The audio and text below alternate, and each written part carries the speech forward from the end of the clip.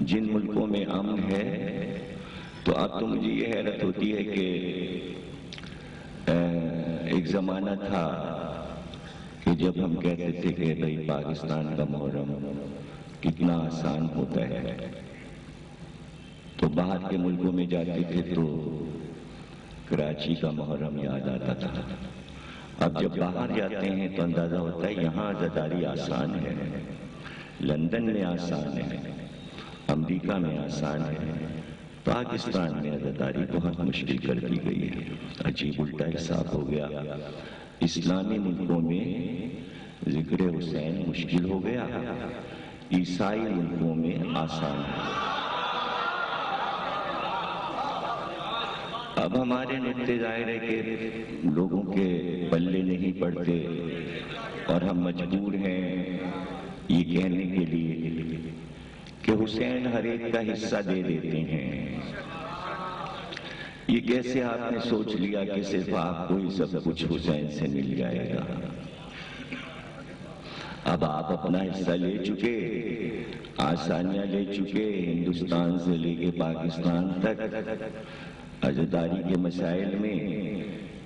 اب حسین نے ان کو حصہ دینا شروع کیا ہے، صرف اس بات کا حصہ کہ مباہلے میں یہ کہہ کر چلے گئے تھے کہ یہ وہ چہرے ہیں کہ جن سے ہم مباہلہ نہیں کریں، تو ان کا حصہ ان کو لینے دیجیے.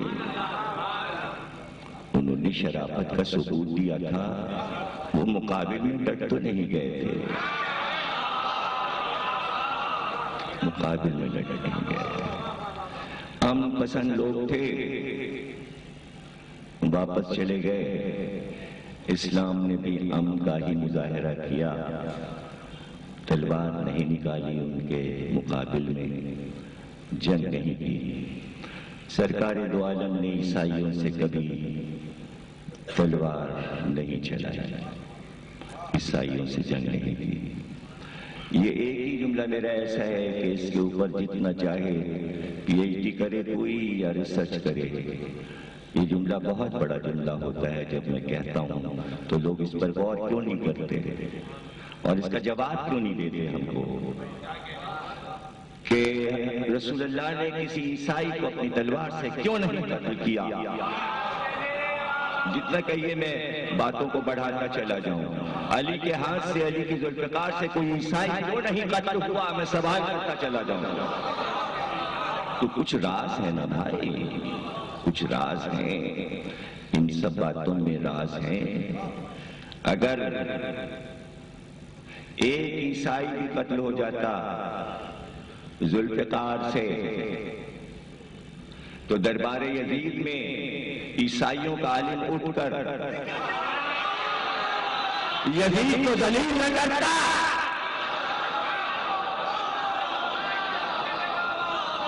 ان رازوں کو جب تک نہیں سمجھیں گے اہل اسلام، ہر بات میں حکمت ہے اور حکمتوں کو سمجھیں، حکمتوں کو سمجھیں. رسول اللہ نے کبھی عیسائیوں سے جنگ نہیں لڑی، ان کے مقابل تلوار نہیں اٹھائی، نہ کوئی حکم دیا ایسا کہ ان کو کہیں سے نکال دو یا بھگا دو یا انہیں قتل کرو. تو پوری قوم نے دکھایا کہ اگر آپ نے ہمارے ساتھ یہ کیا ہے تو یہ آپ کی نمازی جا رہی ہے، ہم چادریں لے کے جا رہے ہیں، مسلمان چادریں پھر جائے. یہ ہلکا جملہ ہے.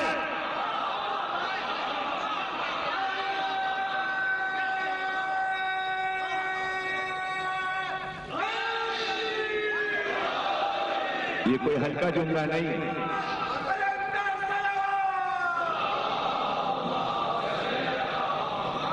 یہ سرحدیں مٹتی رہتی ہیں، یہ سرحدیں بنتی رہتی ہیں. کچھ سن رہے ہیں نا؟ سرحدیں انسان بناتا ہے، خود ہی مٹاتا ہے. سرحدیں اس وقت مٹتی ہیں کہ جب جنگ ہوتی ہے، سرحدیں بنتی اس وقت ہیں جب امن ہوتا ہے.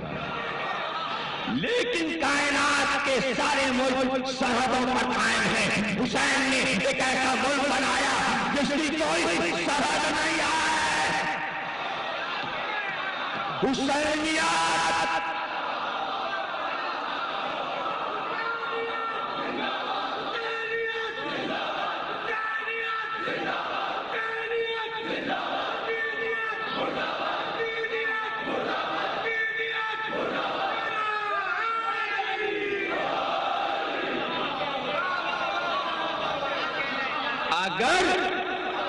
اگر سرحدیں ہوتی تو ہم تقریریں یہ کر رہے ہوتے اور پاکستان کو للکار کے کہہ رہے ہوتے پھینک دو ہندوستان پہ ایٹم بم.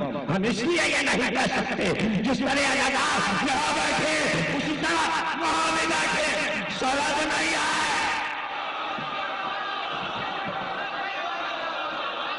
جہاں ماتمدار ہے وہ فلسطین ہو، وہ شام ہو، وہ لبنان ہو، وہ اردن ہو.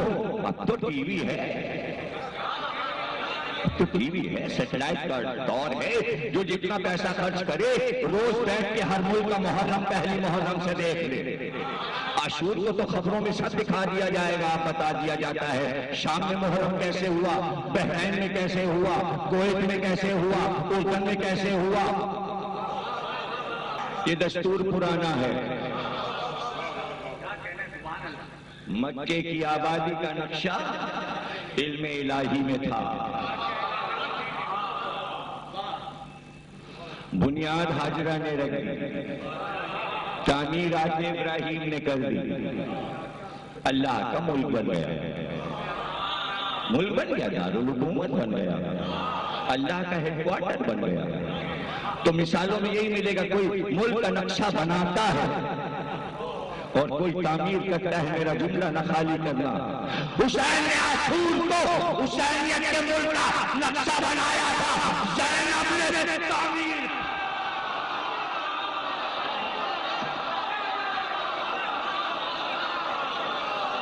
زینب نے تعمیر.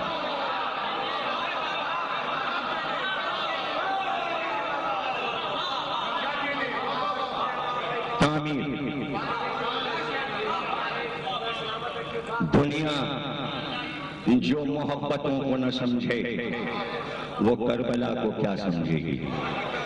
پہلے زمانے میں اپنے عزیز رشتہ داروں کی محبتوں کی گہرائی کو سمجھو، رشتوں کی تعظیم کو سمجھو، پھر کربلا سمجھ میں آئے گی. درندوں جیسی زندگی گزار کر چلے گئے.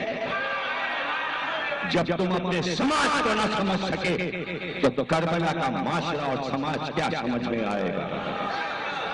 اس لیے کہ یہ حسینیت کا ملک جو زینب نے تعمیر کیا، آج چونکہ ایک بہن نے اس ملک کی بنیاد میں بھائی اور بہن کی محبت کو گوند دیا.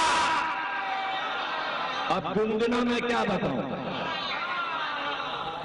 بنیادوں میں بھر دیا. یہ محبت ایسی ہے کہ اس کی بنیاد اتنی مضبوط ہے کہ ہلائے نہیں ہلتی. اور ماں کی محبتوں کی چادر کا سایہ ہو گیا اس ملک پر. دو طاقتیں کائنات کی بہت بڑی ہیں، ایک ماں اور ایک بہن. یہ بہت بڑے رشتے ہیں دنیا کے. تو تمام مسلمان پہلے اپنے گھر میں اپنی ماں کو سمجھے، اپنی بہن کو سمجھے. جس دن ماں اور بہن کی عزت، احترام اور محبت کا پتہ چلے گا پھر کربلا سمجھ میں آئے. آیت اللہ شیرازی کے حوالے سے ایک بات میں نے لکھی ہے کہ وہ کہتے ہیں کہ روزے پر ہی تھا، میں تلاوت کر رہا تھا، مجلس ہو چکی تھی. سو گیا تو خواب میں میں نے دیکھا امام زمانہ آ گئے اور انہوں نے آ کے کہا تم سو رہے؟ تو میں اٹھ کے بیٹھ گیا. میں نے سلام کیا اور میں نے کہا کہ آپ کے سر پہ خاک کیسی پڑی؟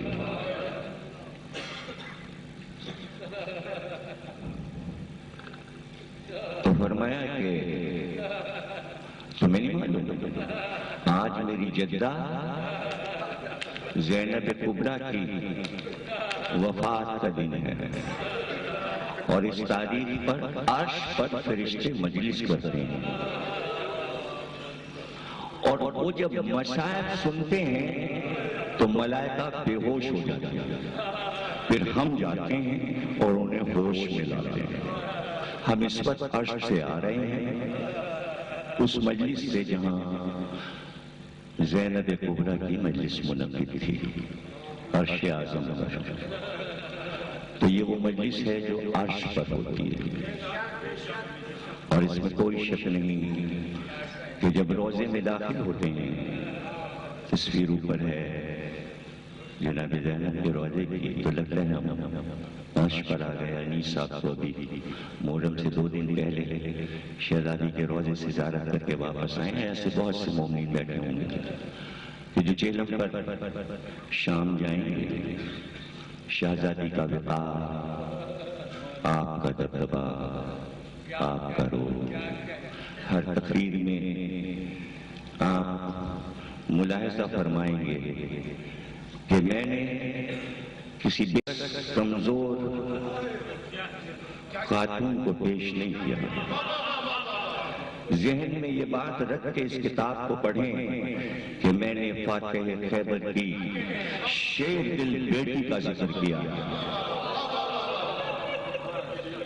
ارے صدیوں لگیں گے ابھی محمد کو سمجھنے میں، اس سے زیادہ صدیاں لگیں گی ابھی علی کو سمجھنے میں، پھر اس سے زیادہ صدیاں لگیں گی حسن اور حسین کو سمجھنے میں، اور اس سے زیادہ صدیاں لگیں گی فاطمہ زہرا کو سمجھنے میں، اور اس سے کہیں زیادہ صدیاں لگیں گی زینب کو سمجھنے میں۔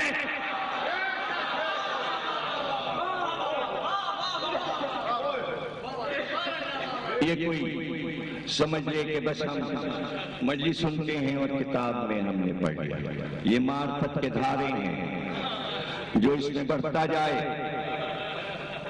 تو ان معرفت کی نور پاشیوں میں اپنی منزل کو تلاش کرے اور دیکھے کہ ان ہستیوں کو ہم کہاں پاتے ہیں، کس بلندی پر ان کے افکار تھے، ان کی سوچ تھی، انہوں نے جو عمل کر کے دکھایا، کائنات کی تاریخ کیسے بنا دی۔ موضوع میرا بھولیے گا جنگ اور ہم، میں آپ سے پوچھتا ہوں کہ جنگ کے بعد کیا ہوگا؟ کوئی ان کے جواب دے کہ جب کوئی بڑی لڑائی ہوتی ہے تو اس کے بعد کیا ہوتا ہے؟ اس کے بعد پھر یہ ہوتا ہے کہ جو ہارتا ہے وہ پھر تیاری شروع کرتا ہے بدلہ لینے کے لیے۔ اب یہ اس کا مقدر ہے کہ دوبارہ وہ جیت جائے، اپنی زمین لے لے، اپنا ملک لے لے، یا پھر پٹے اور پھر پٹے اور پھر پٹے۔ تو بات ایسے بھی بادشاہ تھے، 17 بار حملے کیے ہیں، فوجیں اجڑی ہیں، عورتیں بیوائیں ہوئی، بچے یتیم ہوئے، لیکن ملک کو مال کی لعنت میں بڑھتے ہی رہے، کٹتے رہے، مرتے رہے، دولت کی لعنت میں پھر نسل بنایا، پھر حملہ کیا۔